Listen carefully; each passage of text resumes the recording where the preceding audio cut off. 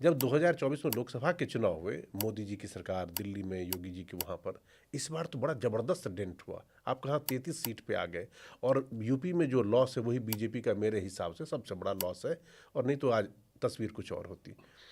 तो मेरा सवाल ये है कि योगी जी के नेतृत्व में जब बीजेपी में चल रही है सरकार, बाकी सारी चीज़, वो पोस्टर बॉय भी हैं, नंबरों के हिसाब से तो आंकड़ा लगातार आपका खिसकता जा रहा है, तो फिर आप 75% की उम्मीद कैसे कर रहे हैं कि इस बार के चुनाव में आपको 75? हम केवल यूपी में सीटें भाजपा की घट गई केवल इसके आधार पर नहीं, यूपी में इससे पहले विधानसभा के चुनाव में ट्रेंड क्या रहा है, उसमें वोटिंग लोगों के करने का पैटर्न क्या रहा है, उसके सापेक्ष ही इसका आकलन करेंगे।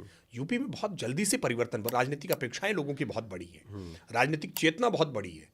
वहाँ जितनी राजनीतिक चेतना है उतनी राजनीतिक चेतना अन्य राज्यों की तुलना में, बिहार को छोड़ करके देखेंगे तो इतनी राजनीतिक चेतना अन्य राज्यों में नहीं है, जिसमें हर बात का समाधान राजनीति से ही की जाता हो, हर बात की अपेक्षा राजनीति से की जाती रही हो।